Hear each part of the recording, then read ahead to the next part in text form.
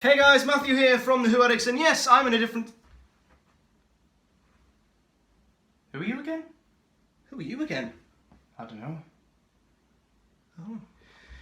Hello, I'm James Wilson. And I'm Matthew Rowney. And here we are, ladies and gentlemen. Oh my god, it is finally here. The review of a lifetime. My final review that I will be giving as a member of the Who Addicts. It's all incredibly sad. And also, it is the review of the Series 10 finale of Doctor Who, The Doctor Falls. And he certainly does fall a good several times. He does indeed. So, it is without a doubt one of the biggest reviews we've also done here on the channel. All four! All four of us. Yes, sir. All four! That doesn't really work. That doesn't really work, No, does it? doesn't. No, No, it doesn't it's really terrible. work. Anyway, sit back and enjoy.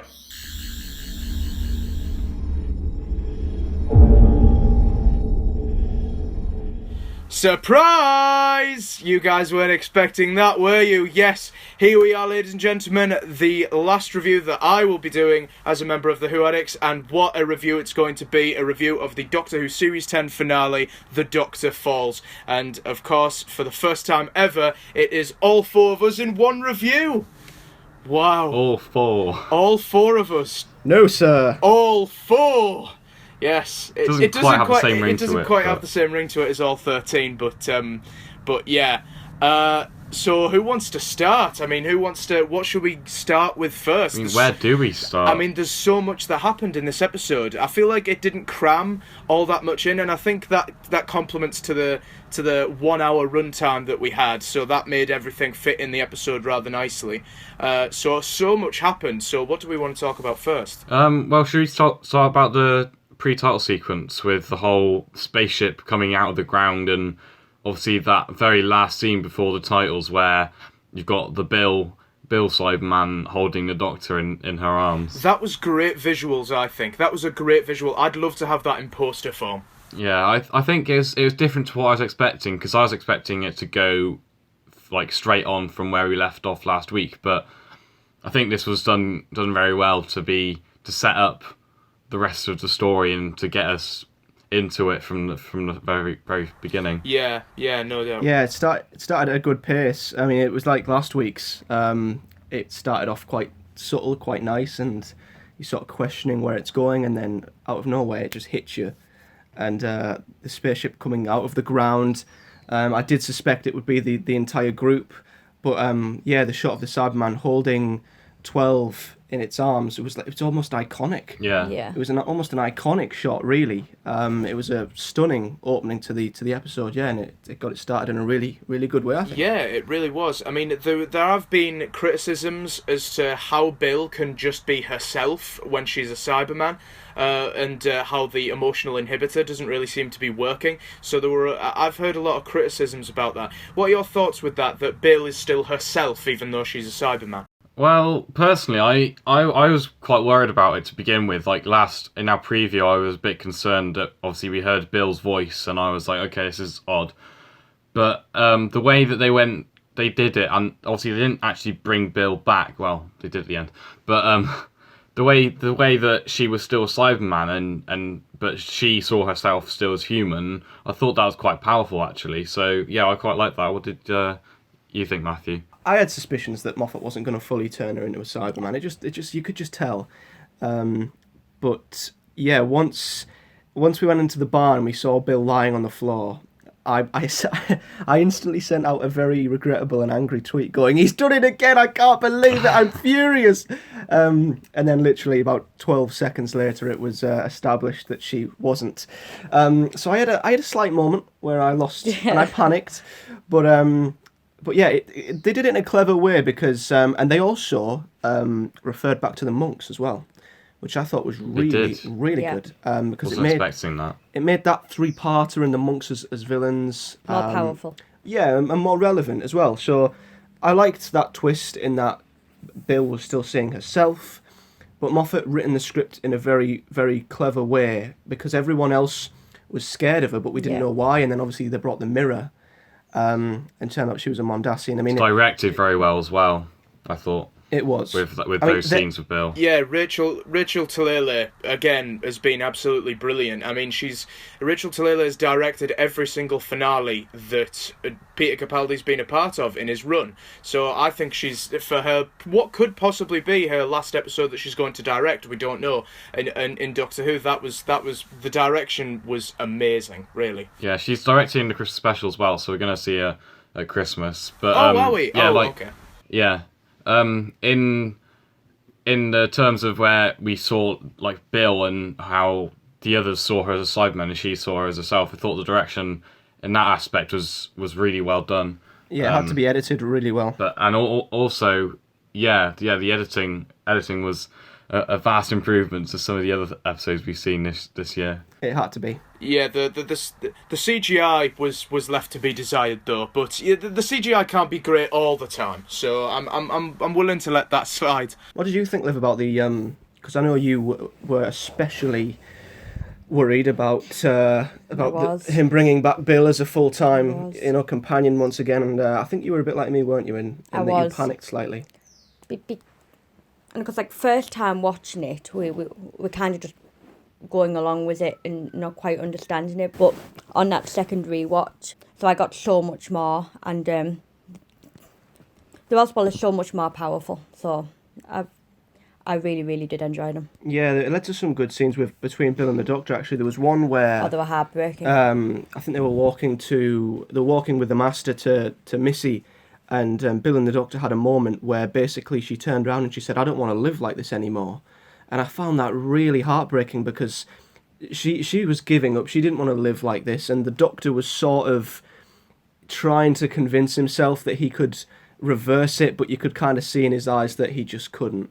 And then when John Sim they're trying to make Bill angry and shoot things out the head like they do. It was so really good. That was really clever. Yeah, it was really, really clever. What did we think then? Let's jump into John Sim, because he was a surprise I would have preferred to have been kept a surprise. It was such a shame that unfortunately his appearance was leaked. What did we think of the Master in this? Oh my god, sorry, there's my reaction right there. I loved seeing John Sim again. I mean, he brought such a new side to his Master that we never ever got to see. I mean, the look that he had in this episode, it was my favourite look that he's had before, from homeless emo Master to then Prime Minister Master. This was like my favourite look that he's had. The goatee, a beautiful callback to Delgado and Anthony Ainley, and it was just, he was just amazing in this episode. He was just so evil and so cruel, but in a charming way that you just went, I hate what you've just said, but you're also awesome, so I'm going to let it slide. You know, he just genuinely came across as, I've just missed him so much. He was amazing to me. Yeah, I'd agree with you to a certain extent. I really enjoyed seeing him back on screen, but there's still part of me, I don't know if it's just because I'm selfish, but I would have liked to see more of him. I don't know. I just feel like, because he's such a... There was only so much they could fit into an hour, though. Given the last scene that we had with John Sim, I think he had a pretty good time in the episode, both him and Missy, really. And we'll get onto the last scene, no doubt, which was amazing between them both. Yeah, actually, talking of that, one thing I didn't expect, and we'll go back to the amazing scene still on the ship. I think it was in the Smoky City at the very beginning. Seeing both Masters sort of brutally smack the Doctor around, I thought that was really good. Oh, that was brutal. And Moffat justified what happened to John Sim's Master, and I didn't expect him to do that. No, I didn't. I was really surprised that he filled that gap by saying that he stole a TARDIS, he left Gallifrey, and Gallifrey. he fled to this ship and basically tried to build an empire of Cybermen. I was really glad that Moffat filled in them gaps, but of course that amazing scene at the start has perhaps gave us the first shot of Capaldi's death, because they were having an epic scene on the rooftop of obviously 12. Very cleverly, as the Doctor does, he managed to switch the I can't remember what it was, but he made the Cybermen turn the definition of humanity. Yeah. Which at first I thought was a little bit quick, but it worked well in the episode. It did, yeah. But of course, out of nowhere, the Doctor was just hugged from behind by a Mondasian Cyberman, and I think that was the first sort of hint of the Doctor's death that we got. But that scene on the rooftop at the start was brilliant. Do we want to talk about the whole regeneration thing throughout? Well, it's been throughout this episode and last week's, because I saw a couple of people on Twitter have been saying, "Oh, the regenerations in this episode have all been cop out," but I think it's been very successful in building it up to the inevitable death that he'll have in the Christmas episode, and I like how he's refusing and he's injured and he's beginning to regenerate, and obviously at the end of the episode it's starting even more. But I like how he's kind of being forced to regenerate throughout the episode. How do you guys feel about that? I think personally that's a great thing to do. You know, I mean, the Doctor has regenerated 14 times. There's got to come a time where he's got to be sick of regenerating, right? He's got to be sick of changing all the time. So I liked that reaction to regeneration that the 12th Doctor had. I really enjoyed that. How about you two? Yeah, I did. I think that's so 12th Doctor. Oh, it is. Not to give up. I mean, I don't want to jump too far to the end of the episode, but yeah, seeing him flat out refuse to regenerate, that is because with 10 we got quite an emotional sort of impactful final line. 11 was obviously the Doctor for speeches, so that's why his regeneration sort of worked well. But 12's not the type to give a really long emotional speech, so I really like how not in a sort of veiny way that the 10th Doctor refused, but sort of in a way that he's just sick, he's just tired now, that he just does not want to change. Never gives up. Yeah, and I can't wait to see how that plays out in the Christmas special. Yeah.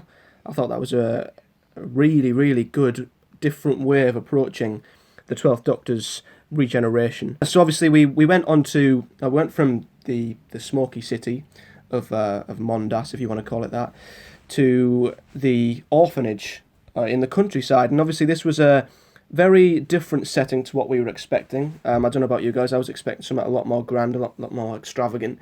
But for a much more contained setting, I think it still worked really, really well. Because I was worried we were going to have a Time of the Doctor sort of episode.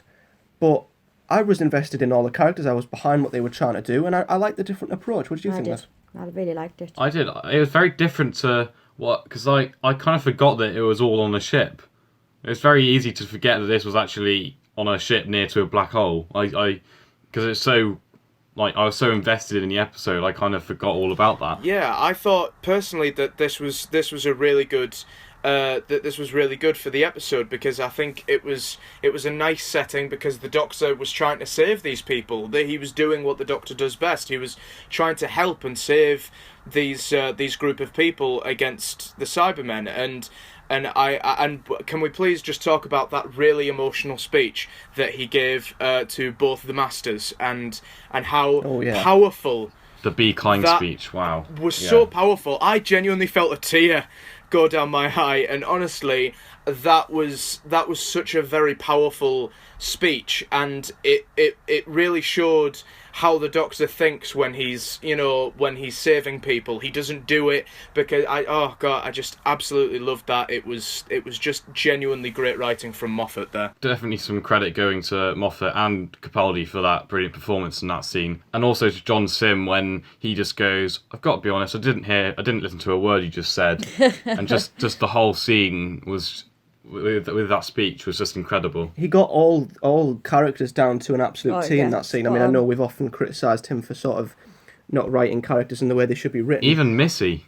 Yeah, I mean, that was the perfect. No matter what incarnation that the Doctor's been, no matter what incarnation the Master's been in, that is their, because they've all got different personas. They've all got different looks on the outset, but they're all kind of the same on the inside. Yeah. And I think Moffat, no matter if that was Roger Delgado stood by the side of Anthony Ainley facing, I don't know, the Fifth Doctor, that was their characters down to a T. You know, you've got both Masters who they're sort of like the selfish best friend who are also really stubborn inside.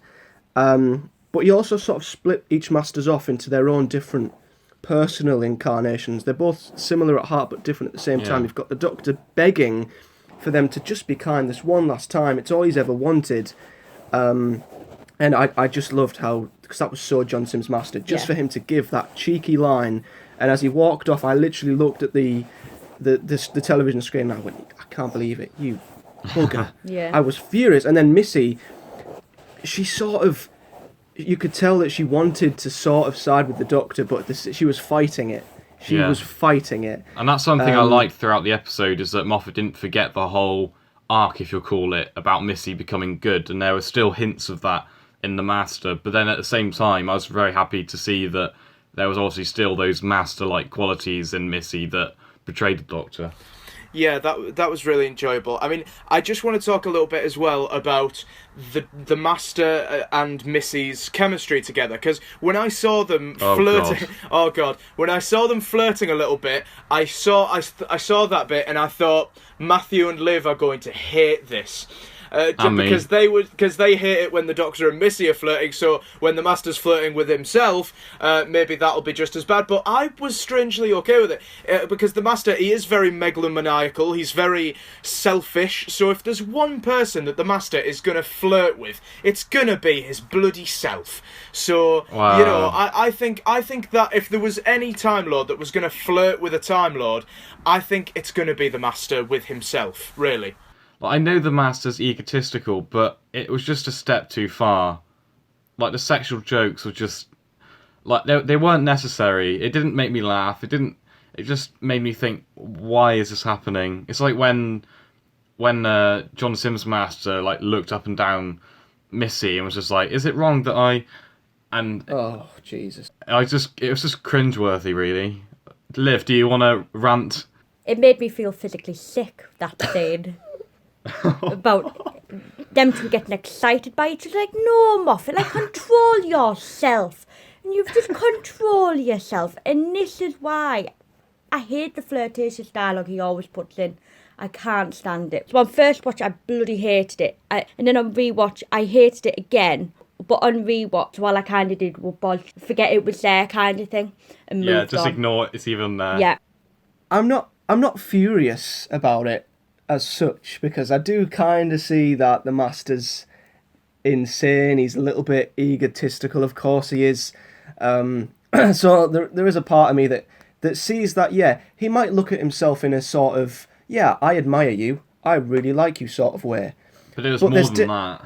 There's different ways of showing that, and having the Master literally look down to his crotch and say, is it wrong that I've got... I mean, Too far. it was way too far, even by Moffat standards. I mean, he puts a lot of flirtatious dialogue in there, but to literally reference that the Master's got a, forgive me, a hard-on over himself, herself, it's just... No. Just too far, Moffat. Like, control yourself. There's better ways of doing it. Like in the Day of the Doctor, when the 10th Doctor and the 11th met, and they were kind of complimenting each other, and it was subtle, and they weren't being sexual or anything over the top. It was just, you know, they were just admiring each other, but nothing creepy as what was in this episode. But I will admit that the Master and Missy dancing at the beginning, I thought that was really nice. I thought that was very nice and tasteful, really.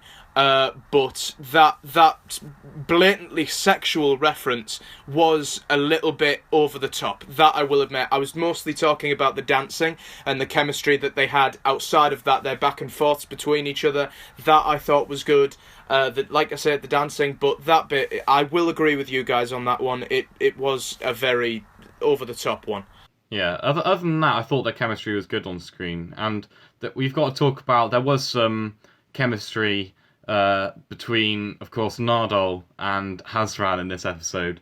Do we want to just talk about our love for Nardole after this roller coaster of a U-turn? I've got to admit, Nardole, I suddenly do love. I don't know why, but the last few episodes, he's really came into his own, which I'm really pleased for Matt Lucas about.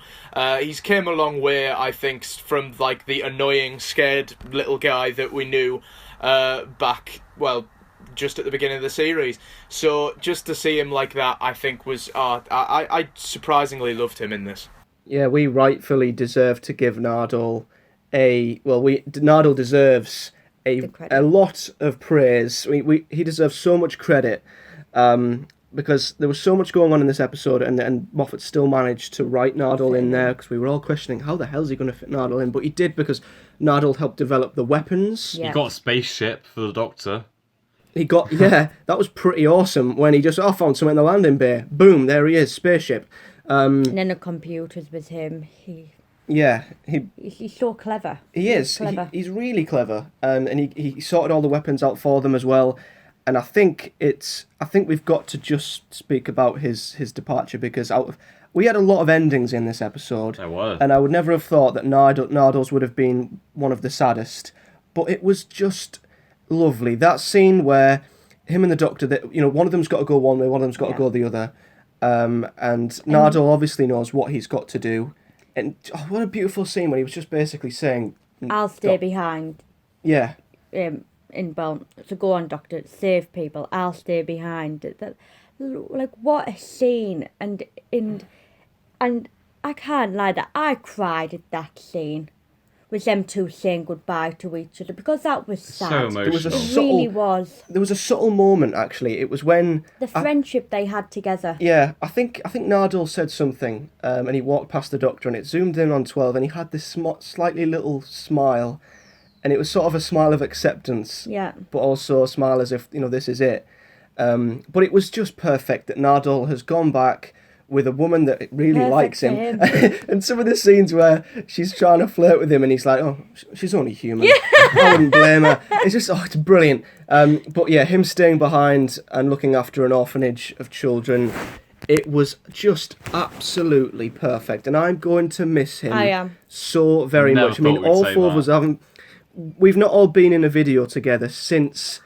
Well, we hated him. We absolutely hated him in the pilot review. But I think we can all say we love him. He has become one of the biggest surprises of companions ever. Yeah. I'm going to miss Nardole so much. You gave the guy a reason to be in the episode, and Series 10, brilliant, Moffat. You delivered on Nardole. And You Matt really Lucas. did. Yes. Matt Lucas, we questioned his dramatic acting ability, and he has shown everybody There was so much character what he can development do. in him. Yeah. So much character development. Amazing. That's what I wanted. To be honest, that's what I wanted from Nardole. I wanted Matt Lucas to show, because before this show, before he was in Doctor Who, I'm guessing no one had seen him outside of Little Britain or anything he'd done with David Walliams, that funny guy. And to see him be able to do something more with that, complemented by Peter Capaldi's acting and great chemistry with Bill, I think, as well. That, I think, is that this is a huge juxtaposition from what we thought of Nardole when he was first announced to be in Series 10. By God, is it? So I think that this was just great. And I just want to go back onto the Master and Missy a little bit, onto their final scene, when they basically killed each other. So what were our thoughts on that? I think that was such a powerful scene. We all know the Master's not dead. We all know he's going to come back somehow. But if there was a way for the Master to end, that was a great one. I was What do you guys surprised think? that, because Moffat is kind of known for filling in empty regenerations. Like, we had the 8th Doctor going into the Ward Doctor, and the Ward Doctor going into the 9th Doctor. So I was surprised that we didn't actually ever get to see John Sim get back. I'm actually interested to see what his TARDIS looks like. But I'd be interested to see... I would have liked to see him regenerate into Missy, but that's just a nitpick. I'd have loved, as the camera was going down the lift, that as he was laughing, he started to regenerate. That I would have loved. Yeah, I do like how the mass, like, both of them killed each other. Like, that's a very massive thing to do. Talk about a perfect ending for both characters. And I just loved how Sim's Master sort of accepted it and was like, that was very well done. He's happy with how he's accepted how he's died. Yeah. He's really happy with it, and he's just like, yeah, that was good, well done. I'm happy with that. And then just when you think Missy's got away with it, bang, he shoots her from behind. And what I liked about that the most is that Moffat didn't flat out say that Missy was dead. He didn't flat out say that... He did. He did in a way, but I still think it's left open. Because the Master says, oh, I've given you the full lot, don't bother trying to regenerate. But obviously the door's still open, and the Master could easily come back if if Chris Chibnall wanted him to.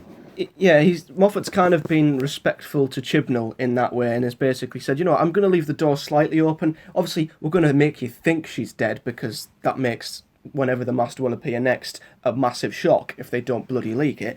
But I do like how he hasn't flat out made her start regenerating or anything like that. He's basically went, right, I'm going to leave the character there.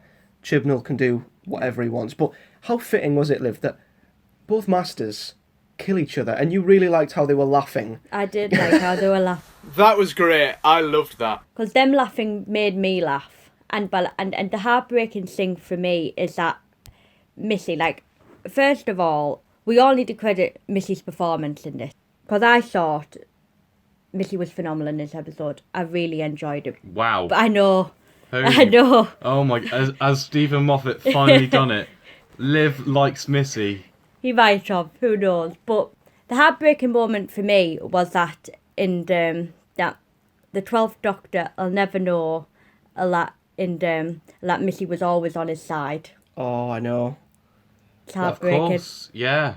I hadn't even thought about that, because she was about to go off and She'd go and help finally him, wasn't turned she? good.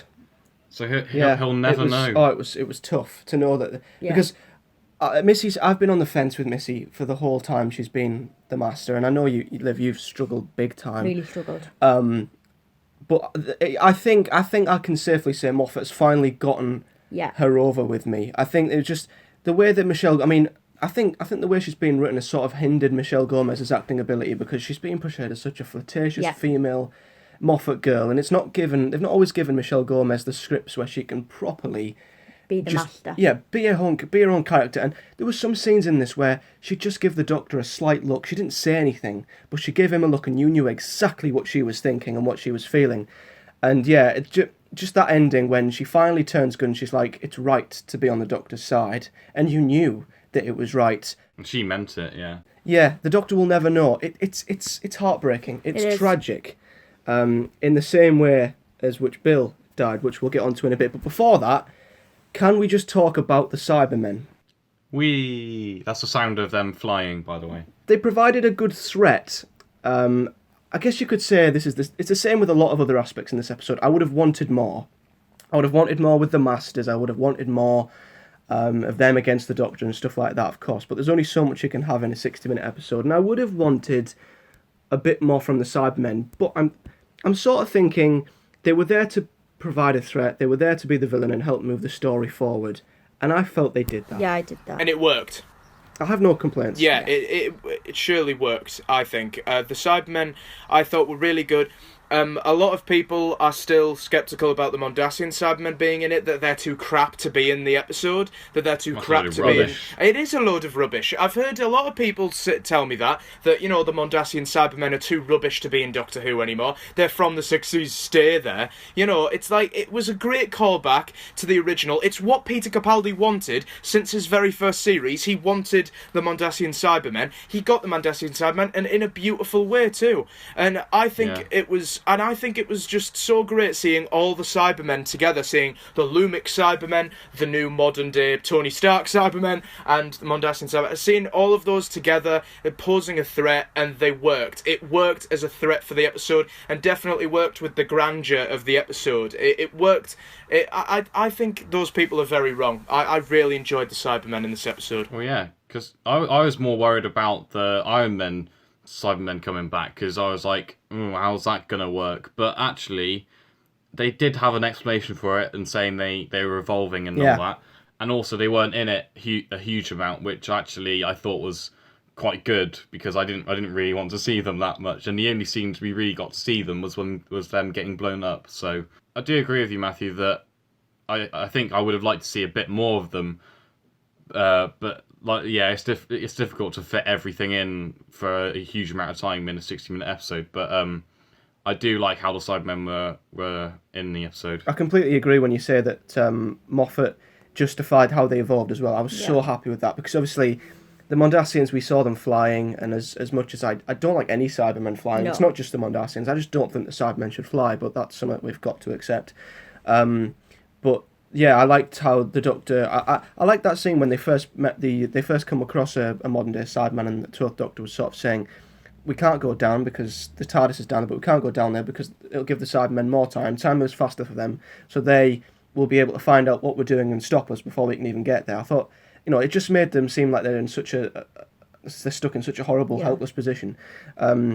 But yeah, obviously it justified as to why these Cybermen had evolved, and that was what I predicted in the preview. That was the excuse I wanted Moffat to use, using the length of the ship and the way that time moves with the black hole, etc., to justify why the Cybermen evolved. So again, it was another one of them really small things that need justifying, and they seem small, but they mean so much to the episode. And it is funny how far a small lines such as that go a really long way in just being good for continuity and just making sense of an episode.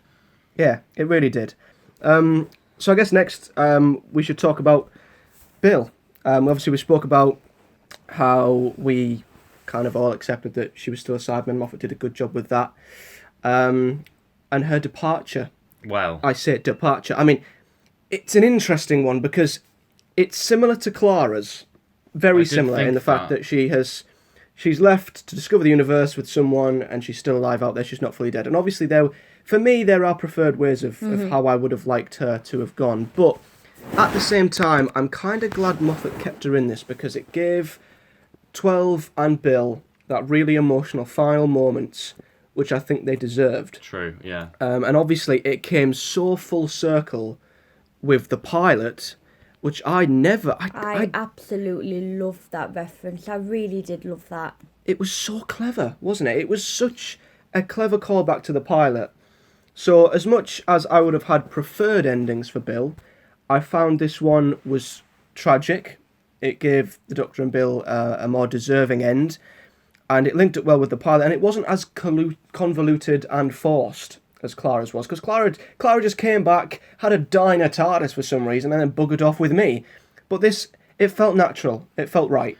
I think I agree with you. I think there would have been more preferred ways. I would have liked to see Bill go.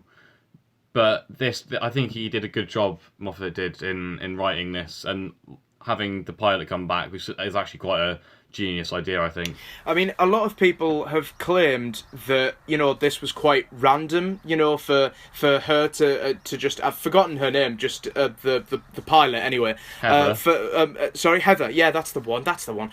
For Heather to just suddenly turn up, a lot of people found that quite random. I've seen that on social media that, people have thought that. But like Matthew said, I thought that this was quite a good way of going full circle with the first episode. And it really ended Bill in a very nice way, and also kind of justified those tears that have kind of been coming out of the Cyberman's eyes throughout the episode. And I really thought that was good, that those tears were kind of calling upon the pilot to come and save her. Well, not save her, but save her just in enough time to not make her fully dead, which I found really good. So I really enjoyed this ending, that Bill and her kind of ran off together. I thought that was a really good ending. I really felt emotional over that bit as well. Yeah. Liv, what do you think? Because I know, obviously, we spoke about Bill being a Cyberman and her not being a full conversion, but what are your thoughts on her obviously becoming a pilot, as it were? I liked it. Seeing Heather back and and then references to the pilot, and it just made me feel like Series 10 had some continuity there, and so also came full circle. But I really loved the end scene with Bill, Bill and the 12th Doctor. I love that scene. Yeah, forgive me if I'm wrong, but Bill doesn't know about regeneration, does she? No. So it's a bit like with Missy, with the Doctor never knowing that Missy turned good. Yeah. I don't think Bill knows that the Doctor regenerates, so it reminds me of Romeo and Juliet. Like one dies and the other wakes up, thinks the other one's dead when they're not, but then they kill themselves. Yeah, it reminds me of that, because Bill has whisked off, and obviously we need to talk about the Doctor's death in a bit, so I'm jumping a little bit ahead here, but yeah, the scene in the TARDIS when she leans down, she's in tears, kissing him on the head, saying, where there's tears, there's hope. I hope to see you again someday. And then she flies off just before the Doctor wakes up. Again, that is tragic. Yeah. Absolutely tragic that Bill is out there in the universe not knowing that the Doctor is actually still alive. And it makes me... And I would never have said this with Clara, because her death was right, and I didn't like how they brought. But if the Doctor was to meet Bill again, I would actually not mind. Whereas with Clara, I really would. And I never thought I'd say that after how she was supposedly killed last week. I don't know how I feel. I think, let's just say I'm very worried about if she'll star in the Christmas episode. I don't know how it's gonna work, because I agree with you. I think it would be nice if she could meet the Doctor again, but I feel like the Christmas special would be too close for her to just come back and be like, oh, it's you again. I'm saying like quite far down the line. I'm not saying in his final episode. But I thought that was brilliant, and one of my favourite scenes. Everyone's gone. 12 is facing his favourite villains, the Mondasian Cybermen. I mean, this scene was it was so right for Peter, but it was also so right for 12. That scene when he is running through the forest, and he's I think he was referencing old meetings with the Cybermen, and he was blowing them up, bang, turning around, bang. What an epic, heroic scene that was. I was sat there going, go on, 12. And him quoting the First Doctor, that was just amazing as well. That was such... I genuinely sort of felt a little bit giddy there when he was, just quoting William Hartnell. That was just absolutely beautiful. Yeah, an absolutely great scene that was. Yeah. And once again, I got to credit Rachel Talalay for the direction in that scene when he's just going crazy with his sonic and blowing up all the Cybermen. And normally I'm not a fan of using the sonic as, a weapon like that to blow, but I thought it worked really well. I think it was justified by, how Nardole made all the weapons. Yeah. So that's another thing that Moffat's justified, instead of just overpowering the sonic. But obviously... There's actually a reason. Yeah, and at the end of this unbelievably epic scene, he's surrounded by Cybermen, and the Mondasian one is the one that shoots him down, and as soon as I seen him getting shot down, my eyes started to fill up with tears. Yeah, did. Seeing him struggle and saying, I'm the Doctor, the original, you might say, and in such a heroic way, he blows himself up. And the way that we went from one emotion to another in a matter of seconds, it was perfect for Peter. I think Moffat has handled this episode so carefully and has done so many things so right and so fittingly well. Yeah. That scene when he was lying amongst all the rubble, and you could see like stars in his eyes, and his eyes were shutting. I'm not afraid to say I was in tears. I was. Yeah, and if we're getting emotional at that, what are we going to be like at Christmas? Oh my God. Oh no, dear me. Help us. I don't know, but do any of you guys think that any of you guys have preferred the 12th Doctor to regenerate in this episode? Because if we're going to get another emotional rollercoaster of a ride in the Christmas special, which the Doctor Falls certainly was, don't you guys think that it will be overkill, just to have him regenerate in the Christmas special? Like, isn't it desperately...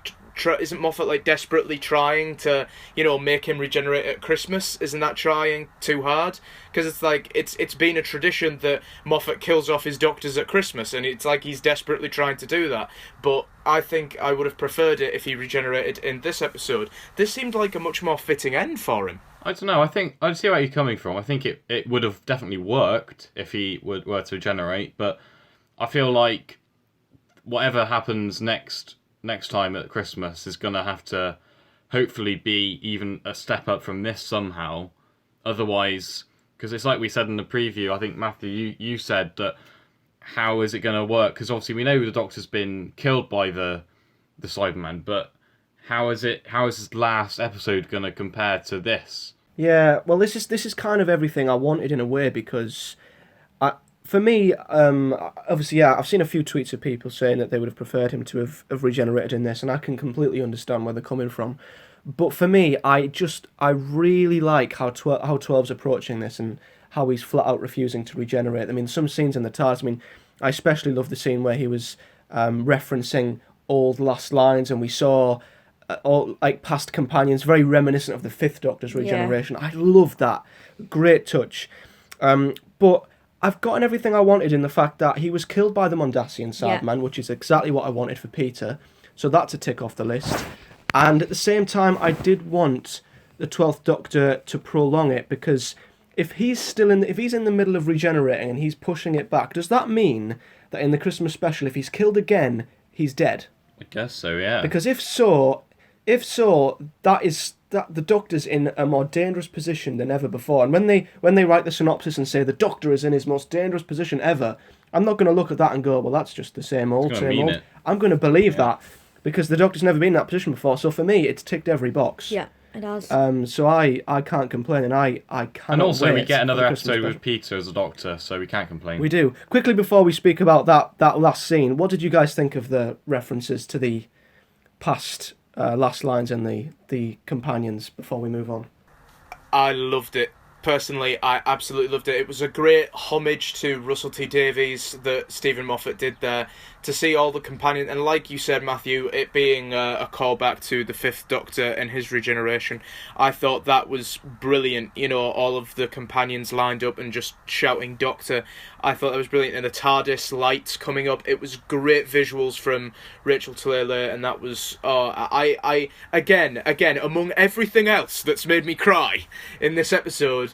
That was one of them, to see all these companions come back through archive footage form to sort of, you know, for this emotional scene, and it was great, I think. And I can just imagine Peter must have had a great time filming that, getting to just have those little touches of previous Doctors for him to say. Oh yeah, I mean, you had a massive smile on your face, didn't you, I did. throughout that entire scene? It was great, I loved it. When, like, and when first he said, I don't want to go, I was like, oh, the 10th Doctor said that.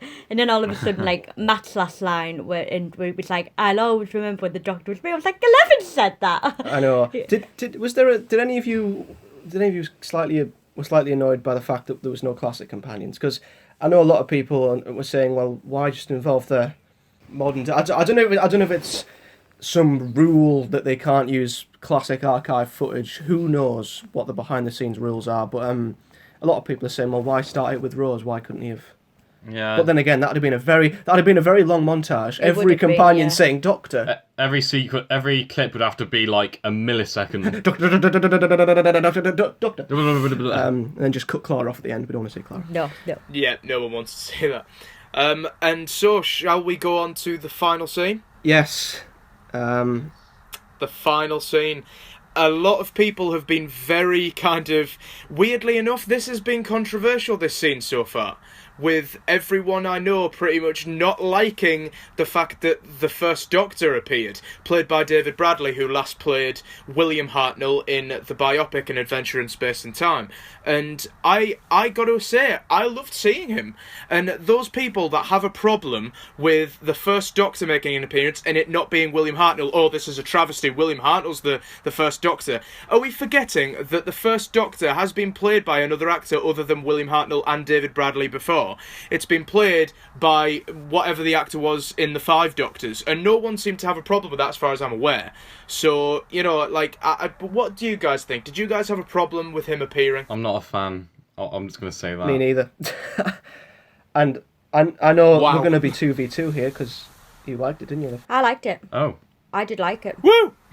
Why? What was your reasoning behind liking it? I think it's because we all know that David Bradley is not stealing the limelight away from William Hartnell. He's not doing that. But the way you've got to look at it is that, sadly, that William Hartnell is not alive anymore. Yes, yeah.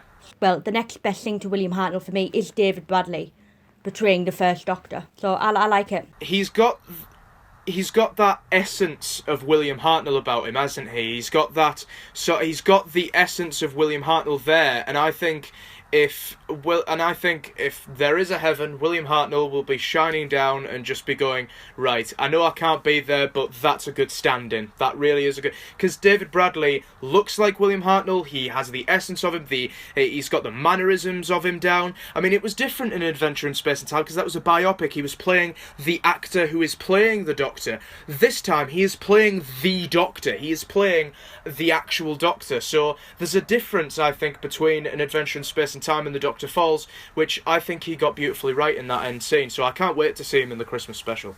Yeah, I'm not doubting that he's a very capable actor of portraying the First Doctor, but there's still part of me that feels like it's wrong to just bring him back as the First Doctor.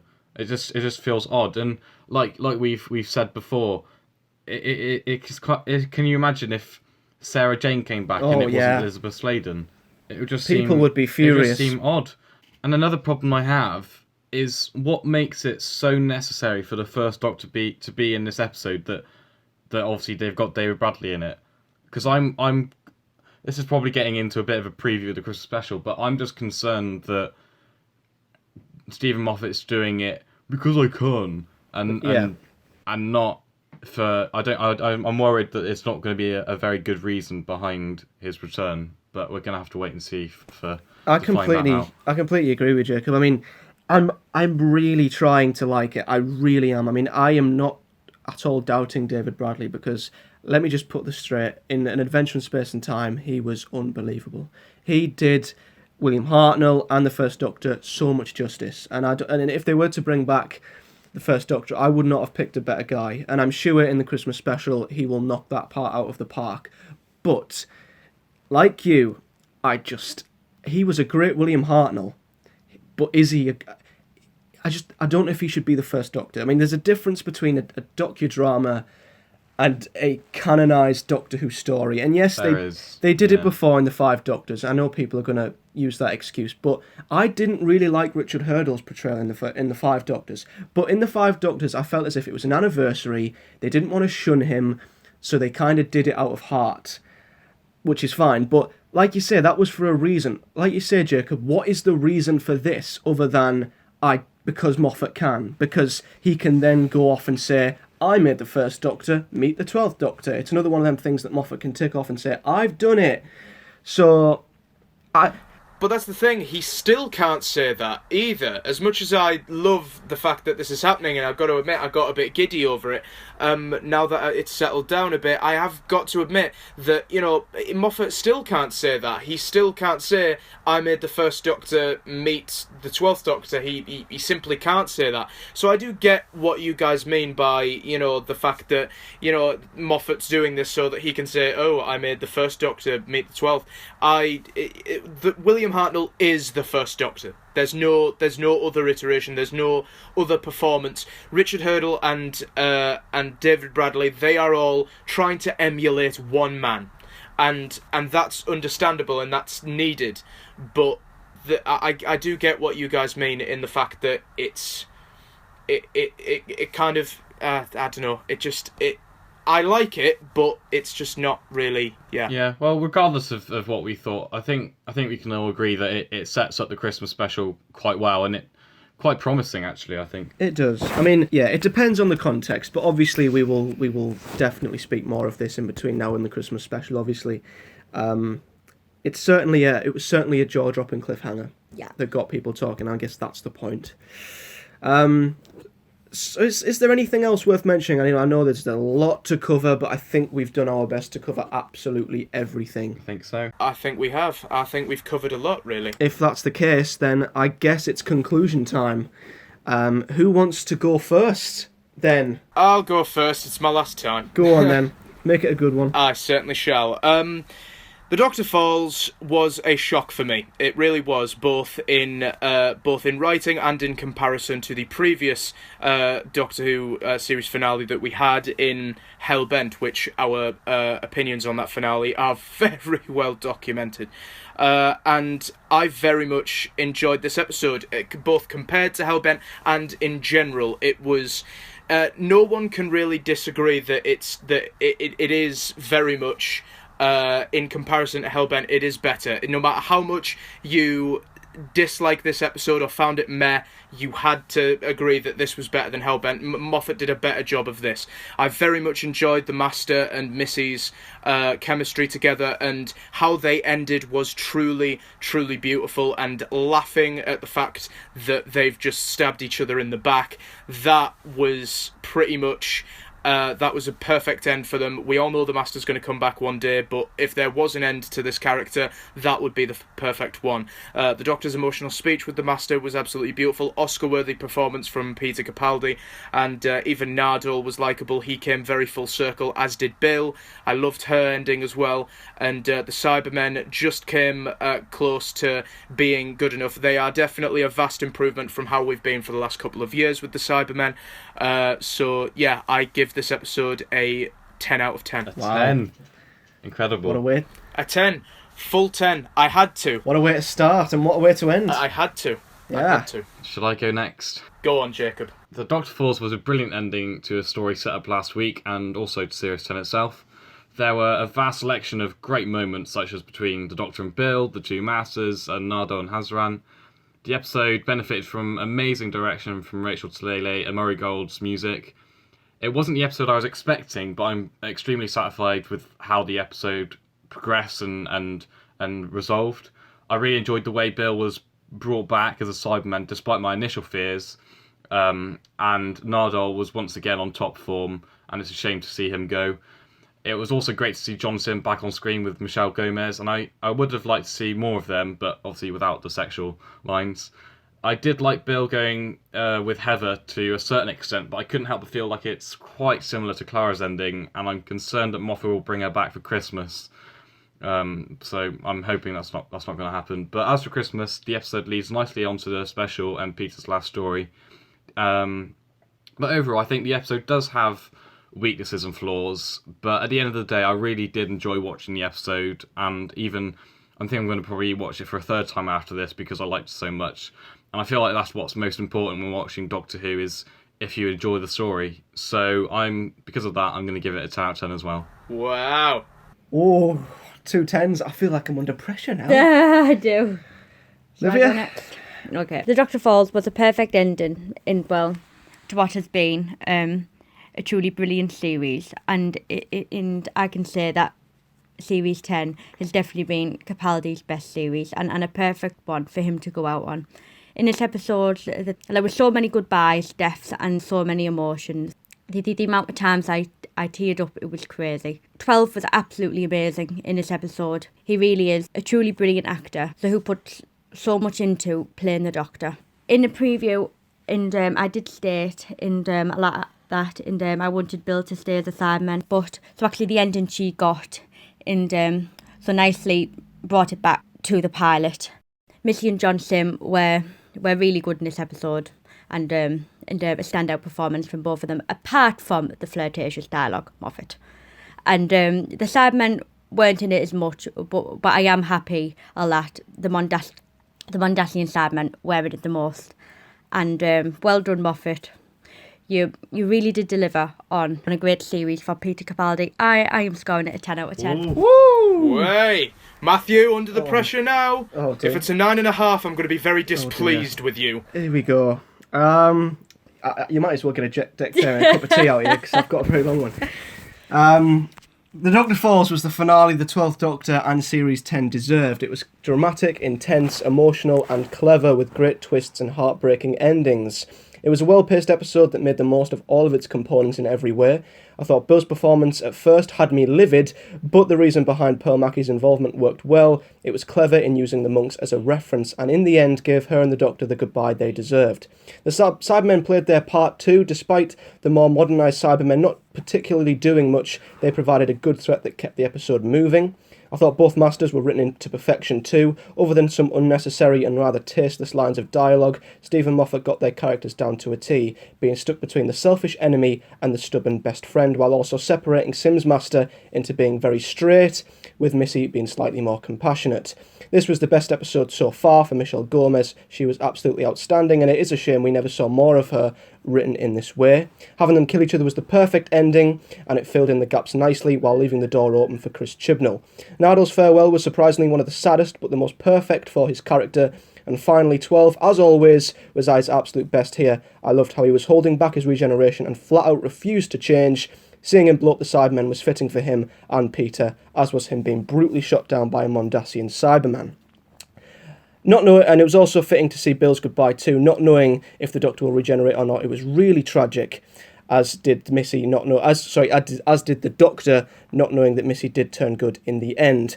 Bill leaving Heather brought her the companion around full circle and wasn't as convoluted and forced as Clara's ending was, and I can't wait to see 12 fight back against the regeneration. Although I am questionable over Bradley's return, I think this is the best finale of 12's era, and perhaps of Moffat's era. I'm going to give it a 9, and I'm joking, 10 out of 10. 10 out of 10. Fooled you all. Fooled you all. There we go. Yeah. Full 10. That is full house. 10 out of 10. Brilliant. Yeah. My God. That's incredible. That is brilliant. All 4 of us are 10 out of 10. Yeah. What a great way to end. Yeah. Fantastic. What a great way to end. Wow. I mean, all 4 of us... What are the chances of all 4 of us actually agreeing that this episode is brilliant and giving it the full 10?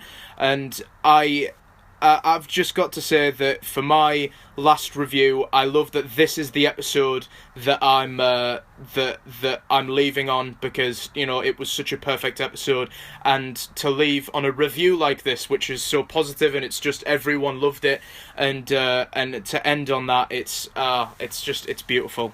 It's awesome. It's really nice just to see that everyone enjoyed it, and like I said, of course, every episode will have weaknesses and things we didn't like as much, but we can't be that picky and choosy. No episode's going to be 100% perfect. And like I said, if we enjoyed the episode and we were touched by all the emotions throughout the episode, that's got to be what's most important. So I think our 10s are well justified. Yeah, I laughed, I cried, Yeah.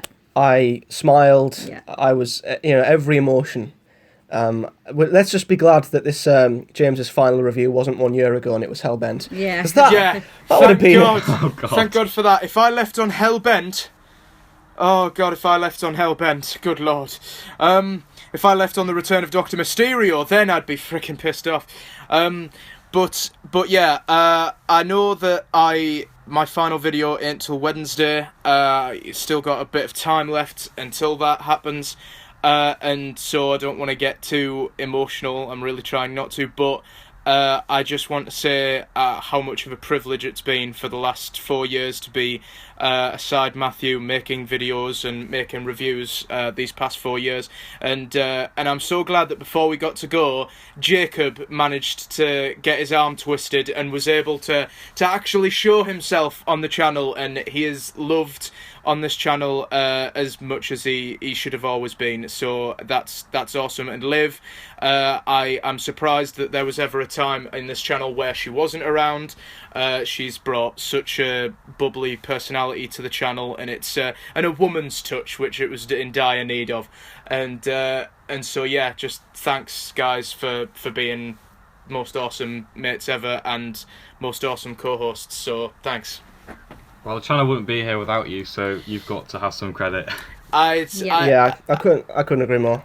Thanks. Honestly, I mean, as obviously I've been here since the beginning too, so it's a very strange transition for me as well, because there was a time where it was just me and James for quite a long period, and looking back now, I don't quite know how we managed without Liv keeping us in line and Jacob making us look so goddamn good. But yeah, it has been a privilege, obviously, doing the channel for 4 years with you, and I will, as will Liv and Jacob, try our utmost best to keep the channel going as best we can. But what a way to end. I could not have asked for a better episode, a better review. Due to circumstances, we've not been able to do every review. It would have been impossible, but to have got the final review done in this manner it's perfect. It's like the stars have aligned. Yeah. So it has, and it's just so wonderful, really, to be able to do the final review together as everyone wanted. Everyone was just pretty much booting down our doors to do the final review together. So it's aligned very nicely. And for my last words on this review, I'm going to say something that might seem pretty cheesy, but I don't care.